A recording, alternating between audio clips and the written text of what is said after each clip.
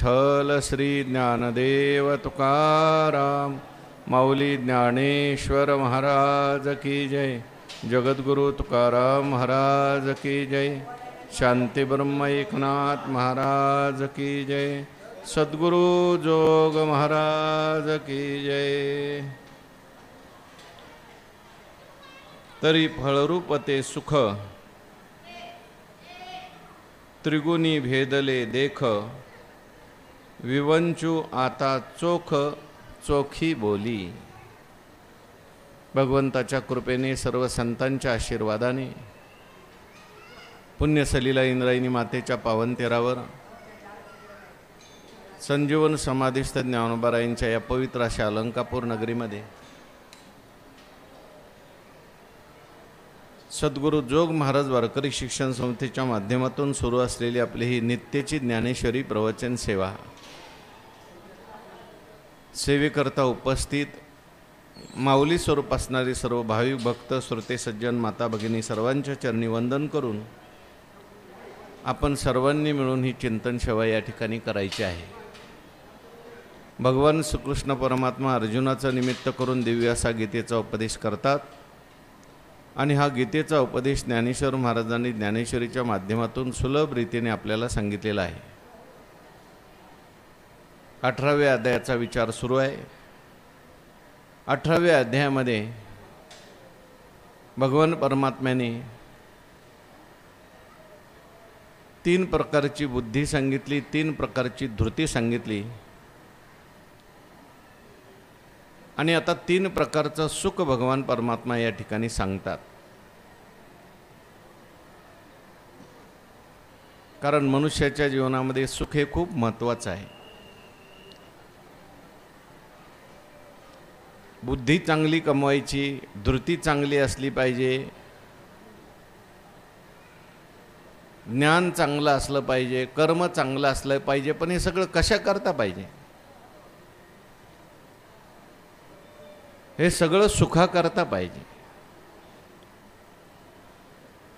सुखा करताच मनुष्य सर्व काही करतो। ज्ञानही मिळवायचे सुखा करताच, बुद्धी मिळवायची सुखा करताच, कर्मही करायचे सुखा करताच। म्हणून सुखाला या ठिकाणी फळ असं म्हटलेलं आहे। आणि हे फळ आपल्या जीवनामध्ये योग्य प्रकारचं असलं पाहिजे।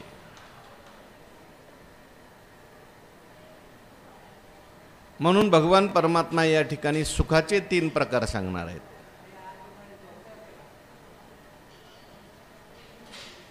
प्राप्त करायचं जे सुख आहे ते सात्विक सुख आहे। तुम्ही आम्ही ज्याला व्यवहारात सुख म्हणतो ते रजोगुणी सुख असतं, ते तमोगुणी सुख असतं। कदाचित त्याला सुख म्हणता सुद्धा येत नाही। भौमा नाम मंगळू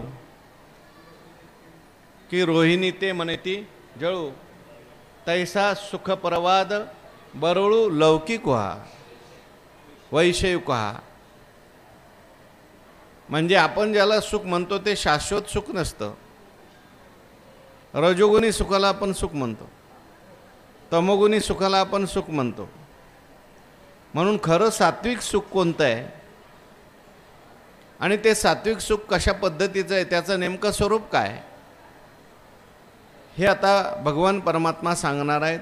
कारण सुख जे आहे ते फळ आहे। तरी फळरूप ते सुख, सुखाचं फळ प्राप्त होतं, दुःखाचं सुद्धा फळ प्राप्त होतं। सुखाचं फळ कधी प्राप्त होतं, दुःखाचं फळ कधी प्राप्त होतं, ज्ञानोबाराय बोलून गेलेत मागे 13व्या अध्यायात। विधीची वाप चुकवी, अन्यायाचे बी वाफवी, कुकर्माचा करी राबू जरी, मग तयाची सारिके असंभाड पाप पिके। आणि मग दुःख भोगावं लागतं। ना तरी विधीचे वाफे, सत्क्रिया बीज आरोपे, जन्म शताची मापे सुखाची मवी जे हे फळ प्राप्त करून घ्यायचं असेल, सुख किंवा दुःख, पण नेमकं सुख म्हणजे काय? सगळ्यांना सुख प्राप्त करायचंय, मज लागी दुःख व्हावे ऐसे कोणी भाविना जीवे. पण शाश्वत सुख कशाला म्हणतात हे माहिती नसल्यामुळे रजोगुणी तमोगुणी सुखाच्याच मागे मनुष्य लागतो, त्यालाच खरं सुख समजतो. खरं तर सात्विक सुद्धा सुख आहे, परंतु त्याच्याही पलीकडे जायचं. पहिल्यांदा रजोगुणी तमोगुणी सोडून सात्विक सुख मिळवायचे आणि सात्विक सुखाच्या पलीकडे जे आहे परमात्मा स्वरूप तत्स्वरूपाचा अनुभव घ्यायचा. म्हणून ज्ञानोबा बोलतात, तरी फळरूप ते सुख त्रिगुणी भेदले देखते सुख सुद्धा 3 प्रकारांनी त्याचे भेद झालेले आहेत. सात्विक सुख, रजोगुणी सुख आणि तमोगुणी सुख. विवंचू आता चोख चोखी भली. आता हे सुख त्याचा विचार मी सांगतो, पण शुद्ध सुख सांगायचं, चोख सुख सांगायचं. जे या तिन्ही सुखाच्या पलीकडचं आहे ते चोख सुख आहे, शुद्ध सुख आहे. ती सुखरूपता आहे, त्याला सुखही म्हणता येत नाही, त्याला सुखरूपता म्हणतात. आणि ते चोखी भली म्हणतात, म्हणजे चांगल्या चोखी बोली, चांगल्या उत्तम शब्दात मी सांगणार आहे, कारण ते वास्तविक पाहता ते सुख शब्दाने सांगता येण्यासारखं नाही. ते अनुभवगम्य आहे. हे अनुभवाची जोगे नवे बोलायचे, हे माझं पण पाठ आहे. तैसी क्रिया किरणस आहे, तरी अद्वैती भक्तीत आहे. हे अनुभवाची जोगे नवे बोला ऐसे. अनुभवाचं सुख आहे, ते अनुभव गम्य आहे. आणि म्हणून ज्ञानोबा या ठिकाणी म्हणतात, मी ते तुम्हाला आता दाखवणार आहे, शब्दात सांगणार आहे. वास्तविक पाहता शब्दाच्या पलीकडचं आहे. हा अनिर्वाच्य. या कारणे मी बोलेन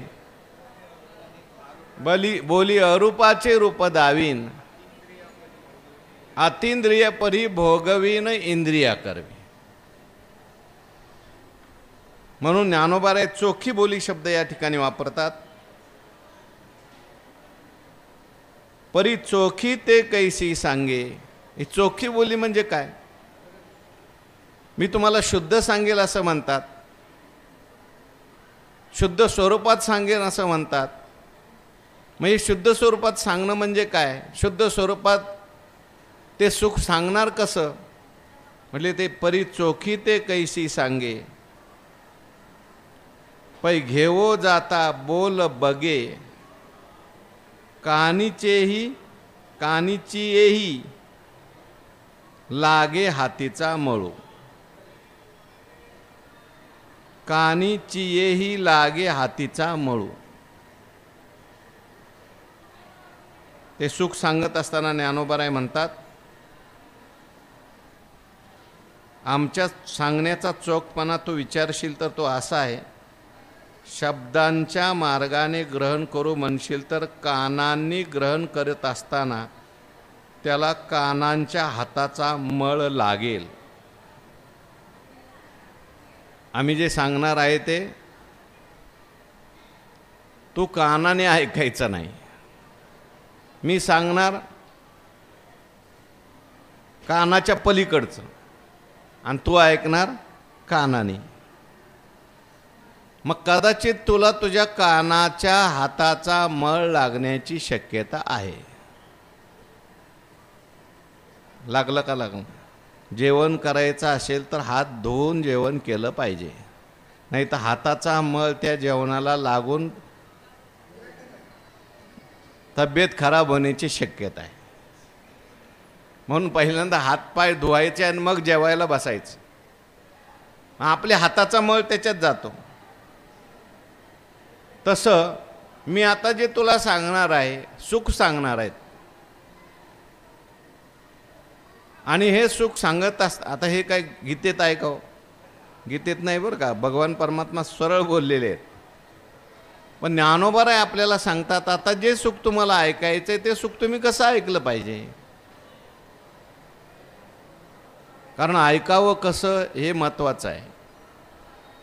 अनेक मनाच्या कानी ऐकावे, बोल बुद्धीच्या डोळा देखावे, साठो वाटी घ्यावे चित्ताचे. ऐकायचे पण ह्या कानाने नाही ऐकायचं, मनाच्या कानाने ऐकायचं. मनाच्या कानाने कसं काय ऐकायचं? मनाच्या कानाने ऐकायचं म्हणजे नेमकं काय करायचं? मनाला कान आहेत का?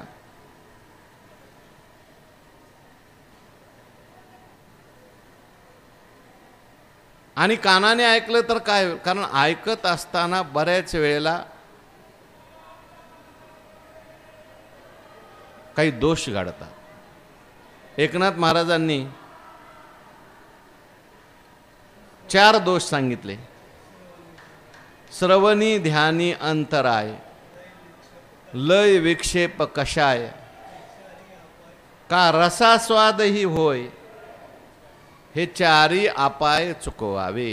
ऐकत असताना काही दोष निर्माण होतात. सगळेच ऐकत असले तरी सारखे ऐकत नाहीत. काही मान हलवतात, त्यांना कळलेलं काहीच नसतं. काही ऐकता ऐकता झोपतात, लय नावाचा दोष आला. बरं वाटतं म्हणले, जरा प्रवचनात गेलं की जरा बरी झोप लागते. घरी काही येत नाही, महाराजांचे शब्द ऐकल्यावर काय लागते? झोप लागते. चला प्रवचनाला. लय नावाचा दोष आहे, विक्षेप नावाचा दोष आहे.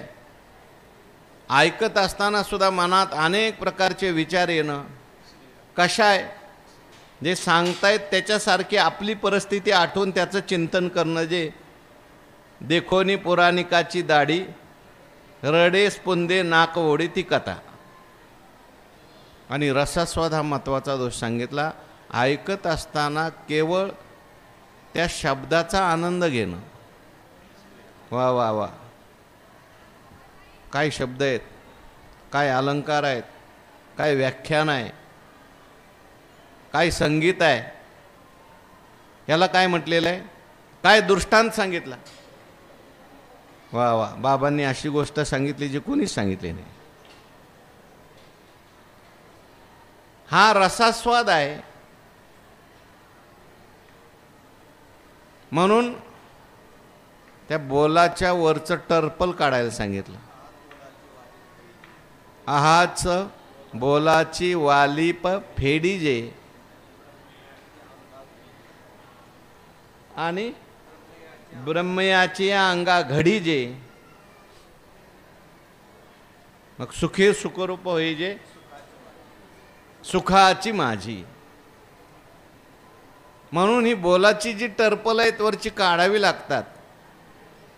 कानाच्या हाताचा मळ भगवान म्हणतात, ज्ञानोबराय बोलतात, परी चोखी ते कैसी सांगे, पै घेवो जाता बोल बगे. केवळ माझं बोलणं जे आहे वरचं तू घेतलंस तर कानीचेही लागे हातीचा मळू. कानाच्या हाताचा मळ लागेल. म्हणून ऐकत असताना तू मनाचे कान करून ऐक. केवळ शब्द घेऊ नको, त्या शब्दाचा अर्थ, त्या अर्थाच्या आकाराची बुद्धी करून तीही वृत्ती जाऊन अर्थकारता तू हो, तदाकार तू हो, हे सांगायचं आहे.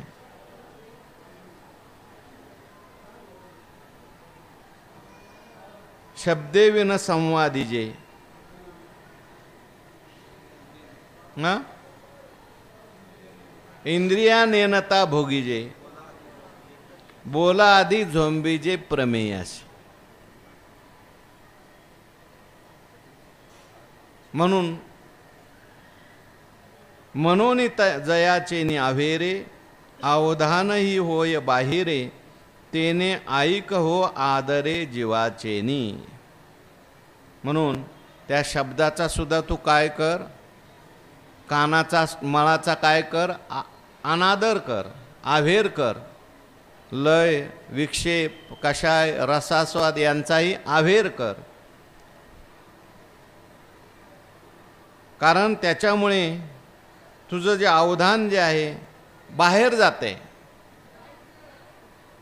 अवधानही होय बाहिरे, मनोनी अवधानही बाहेर, जयाचेनी अवधानही होय बाहिरे, ते आव्हेरे.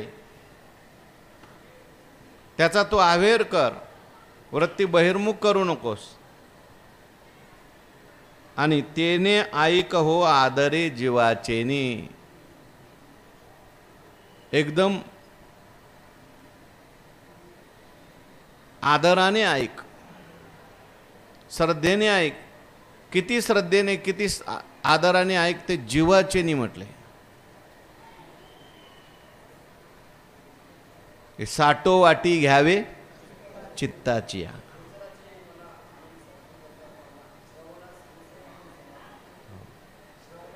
हा सुमना समाधी जोडे.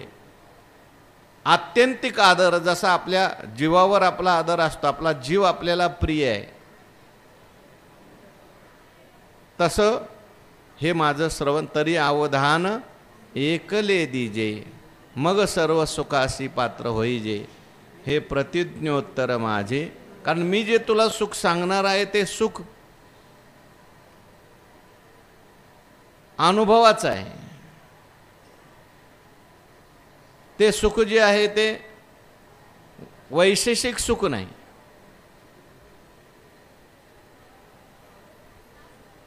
आत्मसुख आहे, परमात्म सुख आहे. म्हणून ऐशे म्हणोनी देव त्रिविधा सुखाचा प्रस्ताव, मांडला तो निर्वाहो निरूपित असे. असं म्हणून देवाने जो तीन सुख सांगण्याचा जो काही प्रस्ताव केला, प्रस्ताविक केलं, मी तुला आता तीन सुख सांगणार आहे, तो निर्वाहो निरूपित असे. ते तीन सुखाचा विचार भगवान परमात्मा पुढच्या श्लोकात सांगतात. 36वा श्लोक आहे, वाचा सगळ्यांनी. सुखम त्विदानीं त्रिविधम शृणु मे भरतर्षभ, अभ्यासाद्रमते यत्र दुःखांतम च निगच्छति. भगवान परमात्मा अर्जुनाला इथे भरतर्षभ म्हणतात. भरतर्षभ म्हणजे भरत वंशामध्ये ऋषभ. ऋषभ म्हणजे श्रेष्ठ असलेला तो आहेस. भरत वंशामध्ये अनेक राजे झाले, पण त्याच्यामध्ये अर्जुन महाराज श्रेष्ठ आहेत. आणि त्यातल्या त्यात आता भगवान परमात्मा सात्विक सुखाचा विचार सांगतायत. सात्विक सुख घेण्यामध्ये अर्जुन महाराज श्रेष्ठ आहेत. अनेक वेळा अर्जुन महाराजांच्याकडे रजोगुणी सुख आली, तमोगुणी सुख आली, पण त्या सगळ्याचा आव्हेर करून अर्जुन महाराजांनी सात्विक सुखाचा स्वीकार केलेला आहे. कथा आपण सगळ्या पाहून आलोय कितीतरी वेळा. अहो, राज्यभोग भोगण्याचा प्रसंग आला,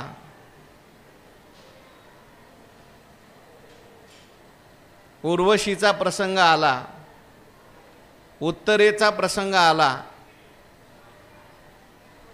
परंतु हे रजोगुणी सुख आहे म्हणून अर्जुन महाराजांनी त्याचा आव्हेर केला.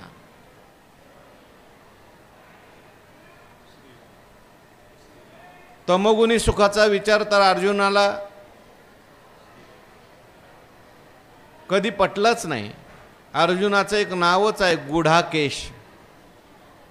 गुढाका ईशः. गुढाका म्हणजे निद्रा. त्या निद्रेवर सुद्धा त्याने काय मिळवलेला आहे? विजय मिळवलेला आहे. आपल्यावर निद्रेने विजय मिळवला, प्रवचनात सुद्धा येते. पण त्याने निद्रेत सुद्धा परमात्म्याचं नामस्मरण चिंतन सोडलं नाही. देवाचं नामस्मरण चिंतन निद्रेत सुद्धा सुरू आहे.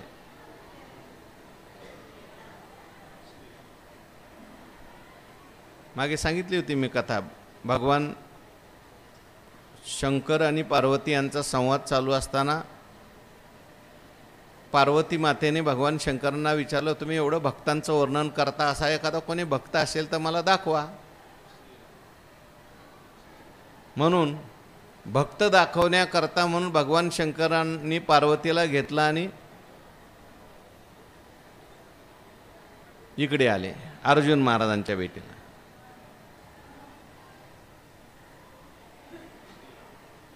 अनेक कथा आहेत या बाबतीमध्ये. मागे नारद महर्षींची सांगितली होती तशी. अर्जुन महाराज झोपलेले होते आणि झोपलेले असताना सुभद्रेच्या मांडीवर डोकं, अशी कथा आहे. आणि कृष्ण भगवंताच्या मांडीवर डोकं, अशी पण कथा आहे. तर त्यांचं नामस्मरण काय होतं, सुरू होतं. नवे नवे ते ऐकून भगवान शंकर सुद्धा तल्लीन झाले, पार्वती माता सुद्धा तल्लीन झाल्या, नारद महर्षी आले तल्लीन झाले, भगवान परमात्मा आले तल्लीन झाले. असं ते नामस्मरण चालू आहे. म्हणजे त्यांना तमोगुणी सुख नाही, निद्रेवर सुद्धा त्याने काय मिळवलेला, विजय मिळवला. कारण निद्रेचं सुख, अतिनिद्रेचं सुख जे आहे ते तमोगुणातलं सुख आहे.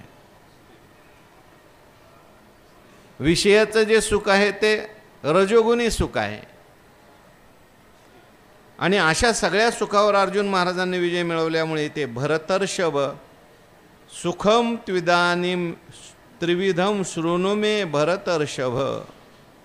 भगवान म्हणतात, इदानीम त्रिविधम सुखम, हे भरतर्षभ मे शृणु, माझ्याकडून तू नीट ऐक. 3 प्रकारचं सुख ऐक. शृणु म्हटलेलं आहे, लक्षपूर्वक ऐक. कारण हे महत्त्वाचं आहे. सुखाकरताच सगळं ज्ञान ऐकायचं आहे, सुखाकरताच कर्म ऐकायचं आहे, सुखाकरताच बुद्धी ऐकली, सुखाकरताच धृती ऐकली. कारण हे सगळं कारण सुखाला होणार आहे शेवटी. म्हणून मी ते सुख सांगतो. कोणतं सुख सांगतात भगवान परमात्मा? अभ्यासात रमते यत्र दुःखांतम च निगच्छति. यत्र अभ्यासात रमते यत्र दुःखांतम निगच्छति. भगवान परमात्मा म्हणतात, मी तुला असं सुख सांगतो की ज्या सुखाचा अभ्यास करावा लागतो. कोणत्या सुखाचा अभ्यास करावा लागतो? सात्विक सुखाचा, परमार्थिक सुखाचा. परमार्थिक सुख प्राप्त करून घेण्याकरता काहीतरी अभ्यास करावा लागतो. बाकी व्यवहारातलं जे सुख आहे त्याच्यात काय अभ्यास करावा लागत नाही. तो अभ्यास आपल्याला आहे. अनादि संसार मालेच्या ठाई नित्य विषय भोगले पाही, ठसावले चित्ताच्या ठाई. नाही म्हणले चहा प्यायचं शिकायचंय मला. बाळ जन्माला आल्यावर त्याला दूध प्यायला शिकवावं लागतं का? वेदे न करिता प्रेरणा, सहज विषयावरी वासना, स्वभावे सकळ जना, सहज जाना सर्वाशी. आणि एक अशी कोवी अशीच मद्य मांस मैथुना, वेदे न करिता मद्य मांस मैथुना शिकवी. म्हणजे हे कोणाला शिकवावं लागत नाही. विषय भोग कोणाला शिकवावं लागत नाही. पशुला सुद्धा शिकवावं लागत नाही. शब्द स्पर्श रूप रस गंध या विषयाचं सेवन करण्याचा अभ्यास आहे का? शाळा आहे का कुठं? कारण हे सहज प्राप्त आहे मनुष्याला. हे सुख रजोगुणी सुख जे आहे, तमोगुणी सुख आहे. रजोगुणी सुख तमोगुणी सुख जे आहे ते सहज प्राप्त आहे. डोळा सहज रूप चांगलं पाहतो, कान चांगलं सहजच ऐकतो, चांगले पदार्थ दिसले की लगेच माणसाला खावेसे वाटतात. याचा अभ्यास झालेला आहे अगोदरच. हे सुद्धा अभ्यासानेच सुख होतं बरं का. वास्तविक पाहता विषयाचं सुखसुद्धा जे आहे ते अभ्यासाने झालेलं आहे.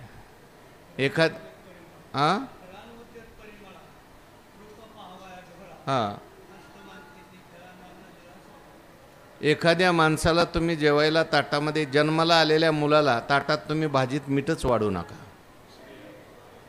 त्याला सवय लागते बिगर मिठाची खायची. आणि पुढे जर तुम्ही त्याच्या ताटात मिठाची भाजी वाढली, मीठ टाकलेली भाजी, तो खाणार नाही. तो म्हणतो मला हे नको आता. का? त्याला अभ्यास कशाचा झाला? बिगर मिठाचा खायचा. ज्याचा अभ्यास झालाय ना, मग ते त्याच्यात पुढे रमतो मनुष्य. अभ्यासात रमते यत्र आहे. पुन्हा पुन्हा केली गोष्ट की त्याचा अभ्यास होतो, रमतो मनुष्य. सुरुवातीला अभ्यास नसतो. गोड खायची सवय लागली, खाऊन खाऊन मग गोडच खायला बघ. थोडं जरी आमरसामध्ये साखर कमी असेल तर साखर टाका. का? अभ्यास कशाचा झाला? गोड खाण्याचा झाला. त्या गीताप्रेसच्या याच्यामध्ये एक कथा सांगितली. ते म्हटले एक भोज राजा होता आणि भोज राजाने शिकारीला गेलेला असताना एक शेतकरी पाहिला. तो त्याच्या शेतामध्ये संध्याकाळी झोपलेला होता. शेत असं नांगरलेलं होतं, असे मोठे मोठे ढेकळं, त्या ढेकळावर झोपलेला होता आणि गाढ झोपलेला होता, घोरत होता. तो राजा म्हटला, मला ते पलंगाव झोप येत नाही. मऊ मऊ पलंगाव, चांगला मऊ बिछाना आहे, पलंग आहे. ह्या बाबाला तर इथं झोप येते म्हणे. कसं काही शक्य आहे? तर प्रधानाला विचारलं. प्रधानाने सांगितलं हे सगळं अभ्यासाने शक्य आहे. याला मिळत नाही बिचाराला, काय करणार आहे? रोज इथंच झोपावं लागतं. त्यामुळे तिथे झोपल्याशिवाय आपल्याला पर्याय नाही, अशी इंद्रियाला सवय लागली, तिथं त्याला झोप येते.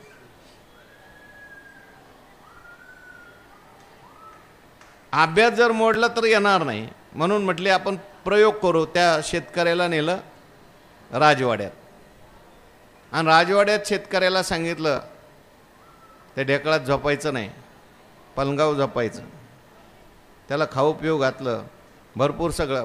पलंगाव त्याला झोप आली नाही सुरुवातीला काही दिवस, पण नंतर हळूहळू अभ्यास झाला. पलंगाव झोपायची सवय लागली, पंख्यात झोपायची सवय लागली. आणि मग त्याला म्हटले आता चला ढेकळात. त्याला ढेकळात झोप आली. का? अभ्यास झाला त्याचा.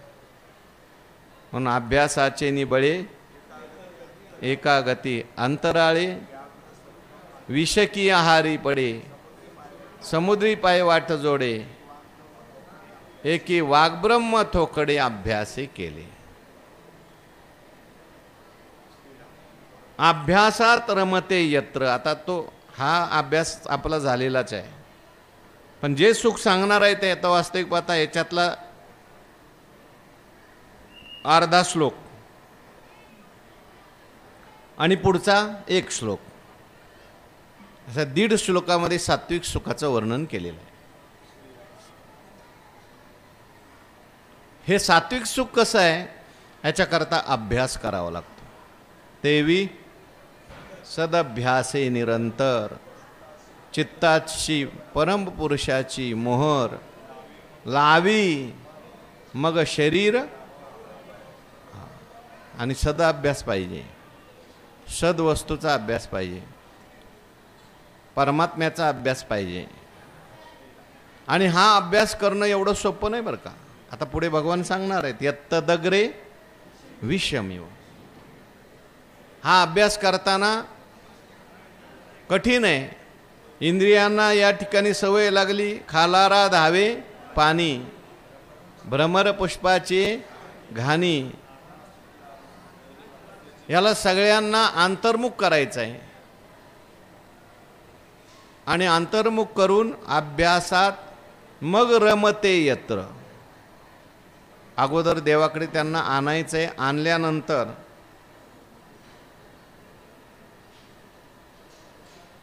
पुन्हा पुन्हा तिकडे आणायचं आहे, लावायचं. अभ्यास शब्दाचा अर्थ आहे पुन्हा पुन्हा करणं, युक्तीने करणं, हळूहळू करणं. 12व्या अध्यायात अभ्यास सांगितला आहे. मग पुनवे विन जैसे काय त्याच्या अगोदरच्या ओळ्या.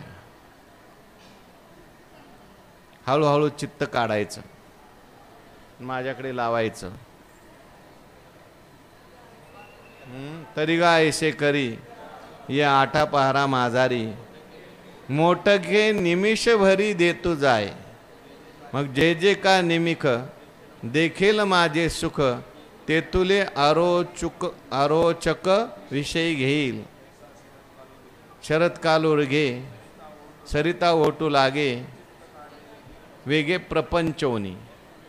मग पुण्योनी जैसे शशीबिंब दिस दिशे, हारपता अवसे तैसे भोगातुनी निगता चित्त मज माझे रिगता. हळूहळू पंडू सुता अभ्यास योगू म्हणूजे तो हा एको जाणीजे, येणे काही न निपजे ऐसे नाही. हळूहळू लावा लागतं. देवाचे द्वारी तेने मुक्तिचारी. हळूहळू अभ्यास सांगितलाय. म्हणून अभ्यासात रमते यत्र. आणि ह्याच्यामध्ये मनुष्य मग हळूहळू रममान होतो. इंद्रियांना सवय लागते. कुठल्याही गोष्टीची अगोदर सवय नसते आणि सवय झाल्यानंतर मग त्याच्यात गोडी निर्माण होत असते. व्यावहारिक असू द्या, परमार्थिक असू द्या. नामस्मरणात सुरुवातीला सवय नाही, पण सवय झाल्यानंतर मग त्याच्यात मनुष्य रममान होतो. ज्ञानेश्वरीची सुरुवातीला सवय नाही, पण सवय झाल्यानंतर त्याच्यात काय होतं, मनुष्य रती निर्माण होणे, रस यायला लागतो त्याला. आणि हा परमात्माच रसरूप आहे. हा अभ्यास जो आहे सात्विक सुखाचा जो आहे तो रममान करणार आहे.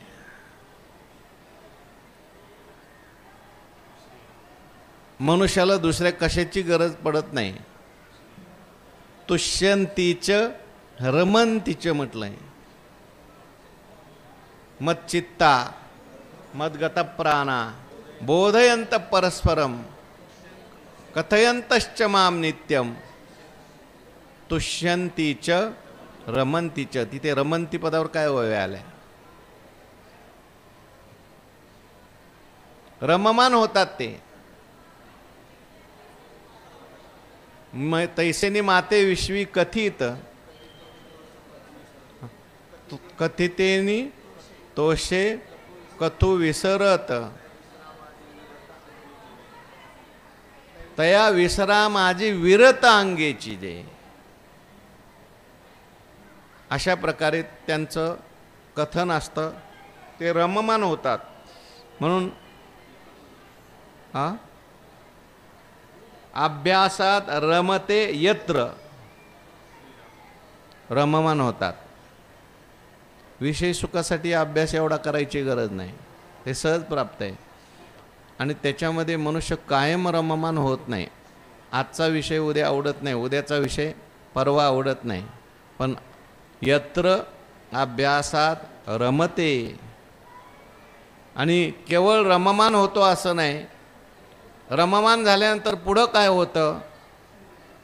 दुःखांतमच निगच्छती. सगळ्या दुःखाचा काय होतो? अंत होतो. निशेषम गच्छती. त्या सगळ्या दुःखाचा विषयिक सुखामध्ये शेवट जो आहे तो दुःखामध्ये नाही, दुःखामध्ये, महादुःखामध्ये आहे. परिणाम जो आहे यत्तदग्रे आपलं विषयेंद्रिय संयोगात अमृतोपमम परिणामे विषमिवम सांगितलं. पण हे सुख जे आहे ते मात्र दुःखांतंच निगच्छती. सगळ्या दुःखाचा काय होतो? अंत होतो.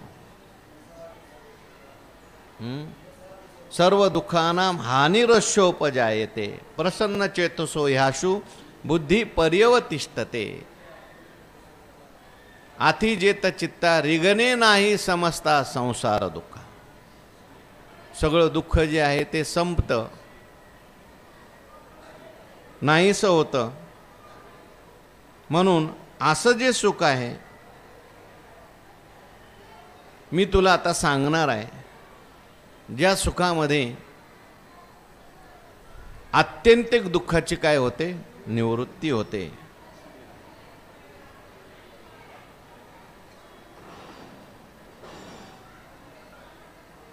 लौकिक सुख जे आहे, रजोगुणी तमोगुणी सुख आहे, तिथे दुःखाचा आत्यंतिक अभाव होत नाही. उलट त्या सुखामध्ये परिणाम दुःखाचाच होतो. पण हे सात्विक सुख असल्यामुळे याच्यामध्ये मात्र दुःख जे आहे ते संपतं. असं मी तुला सुख सांगतो. म्हणे सुखत्रय संज्ञा सांगो मनोनी प्रतिज्ञा बोलिलो ते प्राज्ञा ऐका आता. म्हणे सुखत्रय संज्ञा, मागे सुखाच्या 3 संज्ञा सांगितल्या. एक सात्विक सुख, रजोगुणी सुख आणि तमोगुणी सुख. सांगो मनोनी प्रतिज्ञा, ती प्रतिज्ञा केली मी तुला सांगील. बोलिलो ते प्राज्ञा ऐका आता. आता तू ऐक, पण प्राज्ञा आहेस तू. म्हणजे इकडे नीट लक्ष, बुद्धी, बोल बुद्धीच्या डोळा देखावे, मनाच्या कानी ऐकावे. कारण तू प्रज्ञाकांत आहेस. म्हणून त्या सुखाचा तू अधिकारी आहेस. म्हणून ऐक.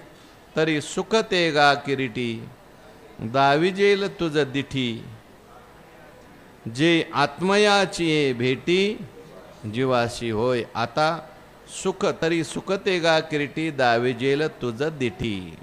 हे सुख आहे ते मी तुला दाखवणार आहे, सांगणार आहे असं म्हटलं नाही. सांगणं म्हटलं तर ते सुख वेगळं राहतं आणि तू वेगळा राहतो. ते तुला सुख दाखवणार आहे तुझ्या जवळच. बाहेरून आणून दाखवणार आहे का, वेगळं दाखवणार आहे का? ते सुख हे तुझं स्वरूपच आहे. पण ते मी तुला आता दृष्टीने दाखवणार आहे, म्हणजे तुला त्याचा अनुभव येईल असं सांगणार आहे. कोणतं हे सुख? ते जे आत्मयाचे भेटी जीवाशी होय. जे आत्म्याला जीव भेटला की जे होतं ते काय आहे? किंबहुना सोये जीव आत्मयाची लाहे तेत जे होय तया नाम सुख. आणि ऐशी अवस्था न जोडता पार्था जी जे सर्वथा दुःख जाणे. कुठल्या वय त्या काय याच्यातच 13 कुठल्या श्लोकावरले?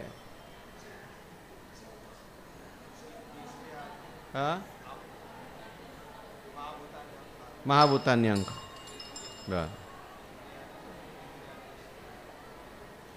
म्हणून सुख सुख म्हणजे काय? काय ऐका. इच्छा द्वेष सुखम दुःखम.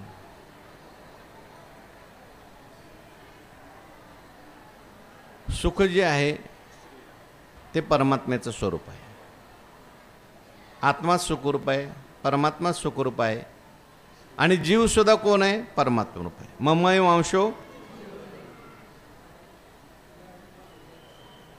परंतु तो अज्ञानामुळे वेगळा झालेला आहे, वेगळा मानतोय स्वतःला. आणि मग त्याला आता सुखरूप व्हायचं असेल तर परमात्मा स्वरूप झाल्याशिवाय त्याला सुखरूप होता येणार नाही. आणि मग वेगळा झाल्यानंतर तो सुखाकरता विषयाकडे जातो. मला याच्यात सुख मिळेल, मला त्याच्यात सुख मिळेल, मला त्याच्यात सुख मिळेल, शब्दाचं सुख मला मिळेल म्हणून शब्दाकडे जातो. पण शब्द हा परिच्छिन्न आहे ना. मला रूपाचं सुख मिळेल, रूपाकडे जातो, रूप घेण्याचा प्रयत्न करतो. रसाचं सुख घेतो, वास्तविक पाहता ते सुद्धा सुख परमात्म्याचंच आहे. आलंय जे पाणी ना सगळं, तुम्ही म्हणता आमच्या घरात नळात पाणी आलं, नळात कुठून आलं? टाकीतून. टाकीत कुठून आलं? मूळ जे आहे तेच पाणी आले. तसा आनंद जो आहे जरी विषयापासून मिळत असला तरी आत्म्याचाच आहे, परमात्म्याचाच आहे. पण उपाधीच्या द्वारे तो आल्यामुळे आपल्याला त्या परमात्म्याचा आनंद विषयातून आला असं वाटतं. म्हणून खरं सुख प्राप्त करून घ्यायचं असेल तर हे जे सुख आपण ज्याला मानतो ह्या भ्रमातल्या सगळ्या कल्पना आहेत. कोणाला कशात सुख वाटतं तर कोणाला कशात सुख वाटतं. मागे मी दृष्टांत सांगितलं होता, एका माणसाने स्मशानात दुकान टाकलं आणि पैसे नव्हते तर एका माणसाकडून उसने पैसे घेतले, दुकान सुरू झालं, परंतु 3 महिन्यात कोणीच मनुष्य मिळाला नाही गावात. ज्याचे पैसे घेतले होते 3 महिन्याच्या बोलीने तो मनुष्य मागायला आला. तो म्हटला, हो काय करणार, मी रोज नारळ फोडतो मारुतीला, माझं दुकान चालावं म्हणून. म्हणजे याला गावात लोक मेली तर सुख वाटतं. अशा सुखाच्या प्रत्येकाने केलेल्या, कोणाला विषयात सुख वाटतं, कोणाला अभिमानात सुख वाटतं, कोणाला अभ्यासाचं सुख घ्यायची सवय लागली. अमुक केलं तर सुख, नाही नाही आज सुखच वाटत नाही, आज हे नाही केलं, आज ते नाही केलं. कोणाला समाधीचं सुख वाट घेऊशी वाटतं.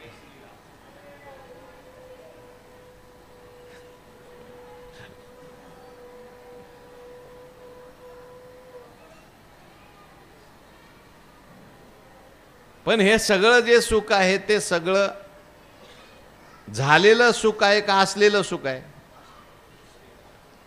असलं तर मग आताच का झालं? असलेलं आहे तर नित्य असायला पाहिजे. ज्या अर्थी विशिष्ट शब्द उच्चारल्यानंतर होतंय, विशिष्ट मुद्रा लावल्यानंतर होतंय, विशिष्ट ठिकाणी गेल्यावर होतंय, त्या अर्थी त्या सुखाला मर्यादा आल्या, प्रतिबंध आला. तुम्ही सुख देशात अडकवलं, तुम्ही सुख काळात अडकवलं, तुम्ही सुख वस्तूने परिच्छिन्न केलं, तुम्ही परिस्थितीने त्याला परिच्छिन्न केलं. ठीक आहे, साधनेच्या दृष्टीने ते योग्यही आहे, परंतु आपल्याला एवढ्या देश काळ परिस्थितीने मर्यादित असलेल्या सुखाला प्राप्त करायचं आहे का व्यापक सुखाला प्राप्त करायचं आहे? व्यापक सुखाला प्राप्त करायचं आहे का व्यापक सुख माझं स्वरूप आहे असं जाणायचं आहे? जाणायचं आहे का ते आहेच? मग असं असलेलं व्यापक सुख सोडून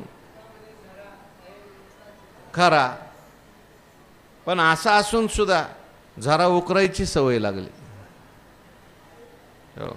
हे करील तर सुख, मला ते करील तर सुख, अमुक करेल तरच मला सुख वाटतं. म्हणून भगवान परमात्मा या ठिकाणी सांगतात, कुठं गेलं, तरी सुख ते गा किरीटी, दावी जेल तुझं दिठी, जे आत्मयाचे भेटी जीवाशिवाय. जे जीवाला आत्म्याच्या भेटीने होतं, पण जरी खरा झरा असला, मूळचा असला, तरी त्या झऱ्यावर आलेलं वरचं सगळं काढावं लागतं, गबाळ काढावं लागतं. बरं, बाबुळीचं सारावी हाते. मग त्याच्यासाठी अभ्यास करावा लागतो. तो अभ्यास कसा करायचा? त्याच्यासाठी 2 दृष्टांत दिले. परी मात्रेचे निमापे, दिव्याौषध जैसे घेपे, का कथिलाचे की जे रूपे रसभावनी. मात्रेचे निमापे, दिव्य औषध जैसे घेपे, विशिष्ट मात्रामध्ये ते दिव्य औषध घ्यायचं. कारण औषध कसं आहे? दिव्य आहे. त्याची जर मात्रा चुकली तर जगायच्या ऐवजी मेल्याशिवाय. तसं हे दिव्य औषध आहे. ज्ञान हे दिव्य औषध आहे.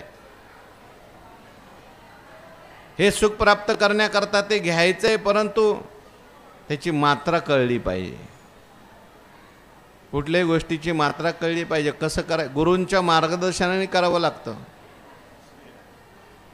माझ्याकडे आज एक विद्यार्थी, माझे गुरुबंधू आले. ते तिकडे उत्तर काशीला राहत होते. म्हणजे योगाचा अभ्यास केला. माझ्याबरोबर जेवायला होते आज काल. ते सगळं हे त्वचा फाटून गेली त्याची. म्हणजे योगाचा अभ्यास केला. हे सगळं असं ज्ञानेश्वरीत वर्णन जसं केलं ना, ते अंगाचे खवलत निघतात, त्वचा, आणि नवीन त्वचा येते. तो बघायला लागला मला कधी येते म्हणून.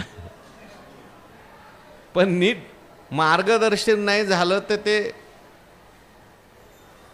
थोडासा वरचा ते कुंडलिनी वगैरे सगळं झालं, परंतु पुढचं गडबड झाली. आणि जे म्हटले मी हिमालयात गेलो, 1 महिना मलाच कळत नव्हतं मी कुठं चाललोय. कोणतरी मला म्हणायचं चला चला पुढं चला. म्हणून म्हटलं आता इथं आलो. इथं आलं की बरं, मग ज्ञानेश्वरी जवळ मुखवत गेले त्यांची. म्हणजे योग्य मार्गदर्शन जर झालं नाही तर काय होतं, कधी कधी चुकतं, ते वर्म चुकतं. म्हणून दिव्याौषध परी मात्रेचे नि मापे, दिव्याौषध जैसे घेपे. म्हणजे अभ्यास करायचा आहे, पण तो अभ्यासात रमते यत्र म्हटलं त्याचंही व्याख्यान आहे. अभ्यास करत असताना तो कसा केला पाहिजे, युक्तीने केला पाहिजे, हळूहळू केला पाहिजे. नाही तर दिव्य औषध आणलं आणि कपभरच घेऊन टाकलं त्याने. त्याची मात्रा होती 1-1 थेंब घ्यायची. ते दिव्य संजीवनी औषधी आणली हनुमंतरायांनी, त्याचा असा थेंब थेंब टाकायचा होता ते. म्हणून किंवा का कथिलाचे की जे रूपे रस भावनी, विशिष्ट वनस्पतीच्या सतत भावना देऊन कथिलाची वाटी, कथिलाची चांदी जशी केली जाते. रूप म्हणजे चांदी. ज्ञानोबारायांनी चांदी कशी करायची ते सांगितलं या ओवीत. मी असं कोणाच्या तरी मुखातून ऐकलं की पूर्वी ज्ञानेश्वरी 10,000 ओव्या होत्या, आणि 2,000 ओव्यामध्ये ज्ञानेश्वर महाराजांनी सोनं कसं करायचं, चांदी कशी करायची, असं लिहिलं होतं सगळं. पण नंतर लोक ज्ञानेश्वरी त्याच्याकरताच वाचायला लागले, बाकीच्या ओव्या दिल्या सोडून. म्हणून एकनाथ महाराजांनी ते असं एक दंतकथा आहे बरं का, सांगीव गोष्ट आहे.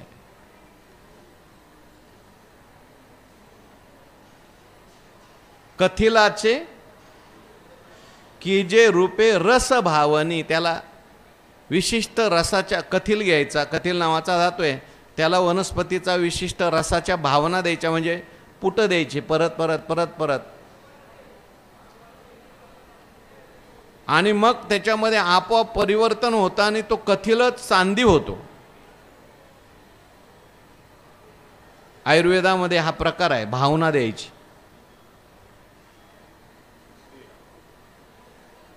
आमलकी रसायन बनवतात. आमलकी रसायन म्हणजे काय, आवळा असतो ना, आवळा, त्या आवळ्यालाच आवळ्याच्या रसाची भावना द्यायची सारखी, आणि त्याला सिद्ध करायचं. मग एवढा एक तुकडा जरी आवळ्याचा खाल्ला तरी तो 100 आवळ्याचं काम करतो. त्याला भावना देऊन तयार केलेलं म्हणतात. आता हे कशा करता सांगितलं दृष्टांत, अभ्यासाकरता सांगितलंय. बरं, अभ्यासाकरता सांगितलंय दृष्टांत. ह्याच्यामध्ये कथिल कोणतं आहे आणि चांदी कोणती आहे?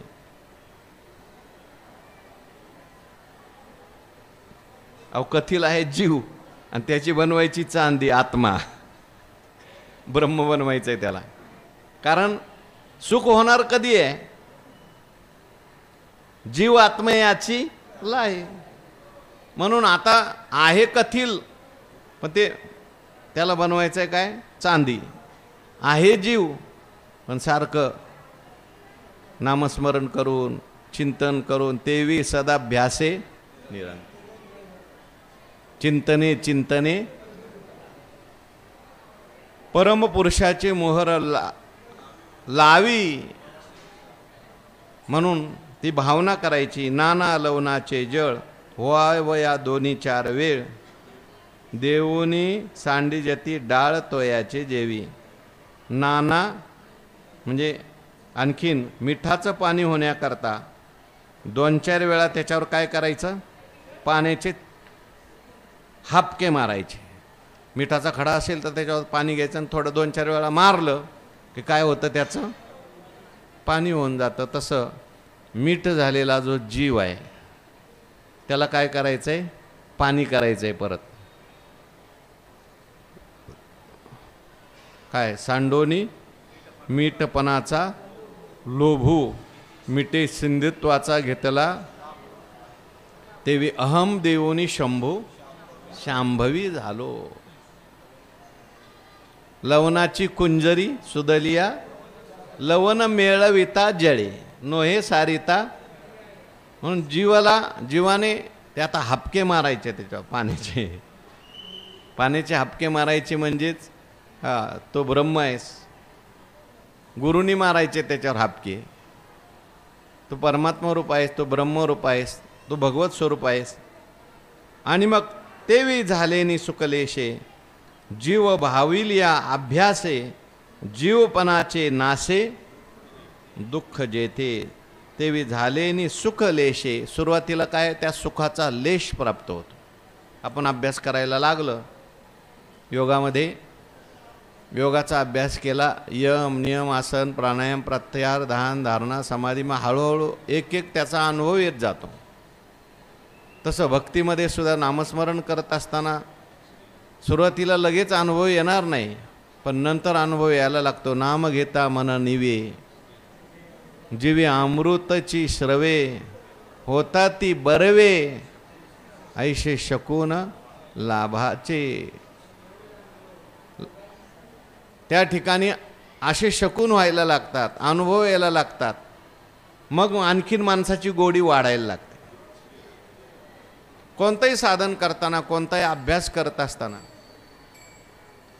म्हणून कसा अभ्यास करायचा याचाही विचार आहे। उद्याच्या प्रवचनात पुंडलिक वरधारी विठ्ठल श्री ज्ञानदेव तुकाराम विठ्ठल विठ्ठल विठ्ठल विठ्ठल विठ्ठल, पुंडलिक वरधारी विठ्ठल श्री